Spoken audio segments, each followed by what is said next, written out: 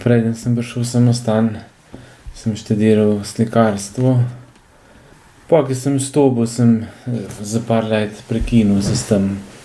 Ne sem nič slikal, ne sem proizvajal, niti delal. No, ampak pol čez par let je to vse za mano prišlo in sem na tako veliko željo začutil, da bi spet slikal, da bi nekaj ustvaril, nekaj. Ampak ne, sem pa znal nekako združiti tega tvojega sveta, ne.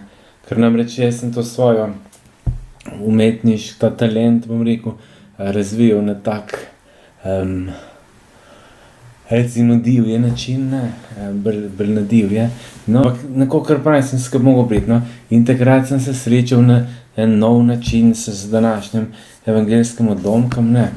Ko Jezus povabi Petra pa njegovega brata Andreja pa Janeza pa njegovega brata Jakoba in pravi: hodi za menoj in naredil te bom za ribiča ljudi. Jezus ni rekel Peter je bil že, to so bili vsi štirje, so bili ribiče, ne.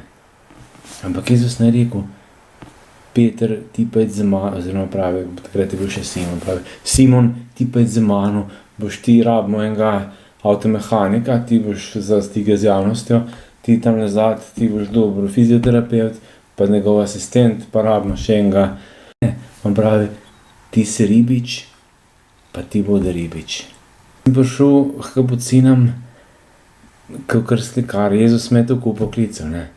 In kakorkoli sem se jaz trudil postati ali ne vem kaj, ne. Ker Jezus pokliče, pa ni važno, ali pokliče v zakon ali pokliče v posvečeno življenje, kadar Jezus pokliče, on hoče tebe, tazga, ke si. On neče nič drugačnega, tazga, ke te je naredil. S vsem tem, kar si. S vso grešnjo, s vso štalo, saj Jezus se je najrajši se z grešniki družil. Grešnosti se nam ne treba bati, ne. Prišel je v štalo, rodil se je v štale, ne. S vsem tem, kar si, tazga hočete imeti. In tazga je mene to imeti.